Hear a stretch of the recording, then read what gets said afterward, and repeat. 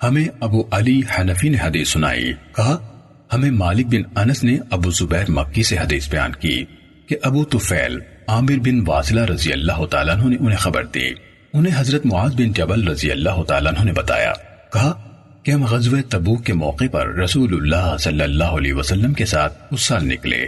آپ صلی اللہ علیہ وسلم اس سفر میں 2 نمازوں کو جمع کرتے تھے، پس ظہر اور عصر دونوں ملا کر پڑھیں اور مغرب اور عشاء ملا کر پڑھیں۔ ایک دن آپ صلی اللہ علیہ وسلم نے نماز میں دیر کی، پھر نکلے اور ظہر اور عصر ملا کر پڑھیں، پھر اندر چلے گئے۔ پھر اس کے بعد نکلے تو مغرب اور عشاء ملا کر پڑھیں۔ اس کے بعد فرمایا کہ کل تم لوگ اگر اللہ تعالیٰ نے چاہا تو تبوک کے چشمے پر پہنچو گے اور دن نکلنے سے پہلے نہیں پہنچ سکو گے، اور جو کوئی تم میں سے اس چشمے کے پاس جائے تو اس کے پانی کو ہاتھ نہ لگائے جب تک میں نہ آؤں۔ سیدنا معاذ رضی اللہ تعالیٰ عنہ نے کہا، پھر ہم اس چشمے پر پہنچے اور ہم سے پہلے وہاں 2 آدمی پہنچ گئے تھے۔ چشمے کے پانی کا یہ حال تھا کہ جوتی کے تسمے کے برابر ہوگا، وہ بھی آہستہ آہستہ بہہ رہا تھا۔ رسول اللہ صلی اللہ علیہ وسلم نے ان دونوں آدمیوں سے پوچھا کہ تم نے اس کے پانی میں ہاتھ لگایا؟ انہوں نے کہا کہ ہاں۔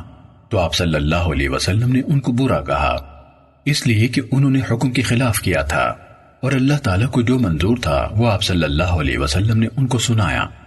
پھر لوگوں نے چلوؤں سے تھوڑا تھوڑا پانی ایک برتن میں جمع کیا، تو آپ صلی اللہ علیہ وسلم نے اپنے دونوں ہاتھ اور منہ اس میں دھوئے، پھر وہ پانی اس چشمے میں ڈال دیا تو وہ چشمہ جوش مار کر بہنے لگا، اور لوگوں نے اپنے جانوروں اور آدمیوں کو پانی پلانا شروع کیا۔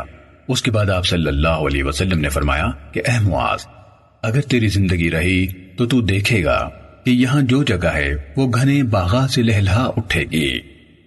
صحیح مسلم حدیث نمبر 5947۔